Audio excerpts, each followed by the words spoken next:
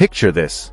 A young woman from the Philippines walks into an arena in the middle of Austria, clay freshly laid beneath her feet, thousands of hostile fans packed into the stands, all of them desperate to see her lose. She's not rattled. She's not wide-eyed. She looks around, takes it all in, and somewhere behind those eyes, something clicks into place. Because she's been here before. Not in this building, not on this exact court, but in this feeling. The pressure, the noise, the weight of everyone in the room wanting you to fail. She knows this feeling. And more importantly, she knows exactly what to do with it. That's Alex. And if you haven't been watching her closely over the last few months, you are already behind. Let's fix that right now. The Upper Austria Ladies Linz Open is turning 35 this year, and to mark the occasion, the people running this tournament did something genuinely surprising. They didn't just add a new sponsor banner or upgrade the trophy. They tore out the hard courts entirely. All of them. Gone. In their place, they hauled in 100 tons of crushed red clay and built something completely new inside the city's design center. 100 tons. Think about the logistics of that decision alone, the sheer commitment to transformation. They wanted a different kind of tournament, a different kind of atmosphere, a different kind of tennis. And in doing so, perhaps without even realizing it, they handed Alex one of the most favorable first-round environments she could have possibly asked for. She enters Linz as the 6th seed. That's not a small thing. 6 months ago, a year ago, that seeding would have seemed ambitious.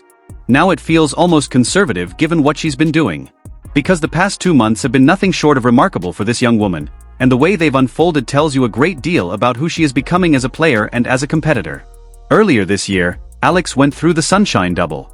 For anyone unfamiliar, that's the back-to-back stretch of Indian Wells and Miami, two of the biggest tournaments outside the Grand Slams, played on hard courts, back-to-back, with almost no rest in between. The fields are massive. The conditions are grueling. The travel alone is exhausting. Most players consider it a success if they go deep at one of the two events. Alex went deep at both. Round of 16 at Indian Wells. Round of 16 at Miami.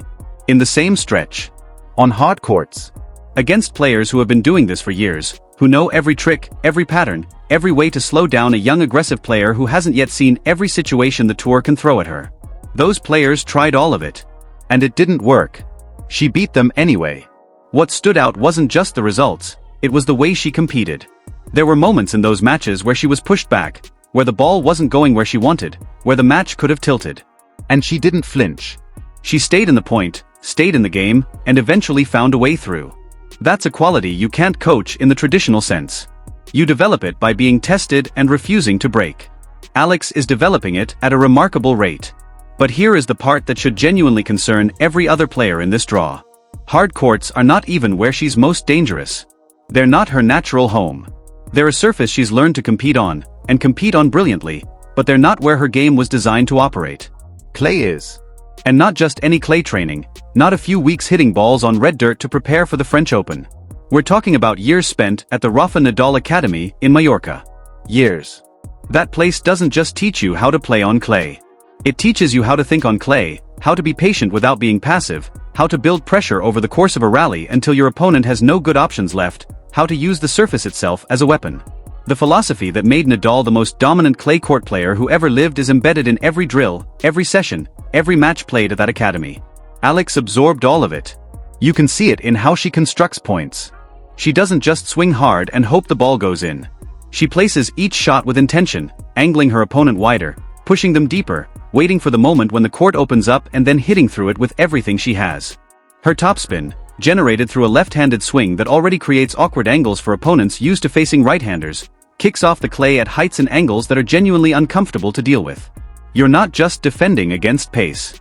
You're defending against spin that jumps at your shoulder, at your throat, forcing you up on your toes and out of your natural strike zone. That's not power tennis. That's chess played at high speed, and Alex is very good at it. So when you think about what it means for her to arrive in Linz right now, fresh off the best hardcourt run of her career, stepping onto a surface where her game has even more room to breathe, the picture becomes pretty clear. She's not just in good form heading into a clay tournament. She's a clay specialist who just proved she can compete at the highest level on a completely different surface. That combination, the confidence of recent results meeting the comfort of a familiar surface, is a genuinely dangerous thing. Now let's talk about who stands in her way first, because Julia Grabher deserves a fair and honest look. She is 29 years old, she has been on the WTA Tour long enough to have earned everything she has, and she reached a career-high ranking of 54 in the world back in 2023. She currently sits at 87, which means she's fighting to hold her ground, fighting to stay relevant in a tour that doesn't slow down for anyone. She is not someone who stumbled into this draw by accident. She worked for her spot here. More than her ranking, more than her results, what makes Grabher genuinely significant in this specific match is where she's playing. This is her home. Austria. Her country. The city where she grew up essentially nearby. And the Linz Open, with its new intimate arena, built to bring fans close to the court, built to generate that suffocating, electric, almost unbearable kind of atmosphere, is going to be absolutely packed with people who want nothing more than to see her win. That matters. In tennis, home crowd advantage is a real and quantifiable thing. When you're the local hero and the crowd is fully behind you, every point feels different. Your winners land with the roar of thousands behind them. Your opponent's errors are met with the kind of delighted applause that gets under your skin if you let it. Tight moments in a match, the kind that could go either way, start to tip toward the home player because the pressure is externalized. It's sitting in the stands, breathing down the neck of the visitor. Grabher knows this, and she knows how to use it. She's a grinder. A true clay court fighter who spent time competing on the WTA 125 clay circuit in Turkey earlier this year specifically to sharpen herself for this moment. Her game plan against Alex won't be complicated, but it will be disciplined. She will defend. She will absorb pace. She will push the rallies long, send back high, looping balls that break rhythm, force Alex to reset, force her to hit one more ball, one more time, hoping that somewhere in that process, the errors start to come. She will lean on the crowd every time the momentum shifts even slightly. She will use every bit of experience she has to make this match feel like a war. And if Alex were a different player, if she were someone who fed off energy but crumbled under sustained pressure, that strategy might work. But she isn't that player. And this is where the match, tactically, starts to break down in Grabher's favor. When Alex gets that heavy topspin forehand working on clay, the bounce it produces is a problem that doesn't go away. You can try to handle it in the first game, the second game, the third. But by the fifth, by the sixth, by the time you've spent a full set defending balls that are exploding up at your shoulder over and over again, your body starts making decisions your mind hasn't approved. You start backing up further. You start aiming for safer targets. You start thinking about where Alex is going to hit the next ball instead of thinking about where you want to put yours. That shift, that subtle mental surrender disguised as caution, is exactly what Alex is designed to produce. She doesn't need to hit a single spectacular winner to create it. She just needs to be relentlessly consistent, relentlessly heavy, relentlessly present in every single rally until Grabher's legs and lungs and decision-making all start sending the same message at the same time. And the moment a ball drops short, the moment Grabher can't get enough on a shot to push Alex back, Alex will be inside the baseline before the ball has barely bounced. She'll take it early, she'll hit through it clean, and the point will be over. Not with a dramatic flourish. Just efficiently. The way a player does when the situation has already been decided several shots ago and the winner is simply the confirmation. The crowd will start loud. Of course they will. This is Austria, this is their player, and the atmosphere that the Linz organizers have built is designed to be felt by everyone on the court. The first few games might be genuinely hostile. There will be groans at every Alex winner, cheers at every Grabher point, a wall of noise trying to make the court feel like a place where Alex doesn't belong. But crowds, even the most passionate ones, respond to what they're watching. And as the games go by, as the reality of the tactical matchup becomes visible to everyone in the building, the mood will change. It won't be a slow, gradual fade. It'll be more sudden than that. There'll be a moment, somewhere in the first set, where the crowd gets quiet not because they've given up but because they're watching something they didn't expect and they don't quite know how to respond to it. Their player is working incredibly hard. She's fighting for every point. But the points keep ending the same way. And the crowd, for all its passion, can feel that something is wrong.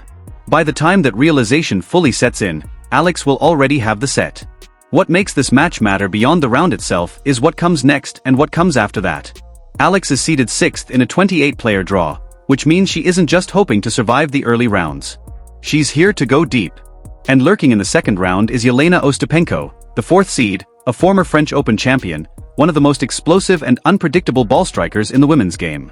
Ostapenko on clay is a fire alarm. She can hit any shot at any time from any position, and when she's on, she's one of the most entertaining and terrifying players to face on the entire tour. But you don't get to Ostapenko without handling Grabher first. You don't get the big match without winning the necessary one. Alex knows this. It's the kind of calculation that experienced players make naturally, understanding that a tournament is a sequence of problems and each one has to be solved before the next one presents itself. There's also a broader context here that's worth sitting with for a moment. This is the start of the European clay swing. Every point earned on the surface between now and Roland Garros carries weight. Ranking points, confidence, form, the sense of where your game stands relative to the rest of the field on red clay. For Alex, a deep run at Linz wouldn't just mean a good result at a good tournament. It would mean arriving at the French Open having proven something on this surface in competitive conditions against quality opposition in difficult circumstances. That's the kind of preparation you can't manufacture. You have to earn it match by match, tournament by tournament. The Linz Open is the first step in that process, and Alex is positioned perfectly to make it count. There's also something to be said about what this moment represents for a player from the Philippines trying to make a mark on a sport that has historically been dominated by players from Europe and the United States. Alex has never leaned on that narrative. She's never positioned herself as someone fighting against the odds for the sake of a story.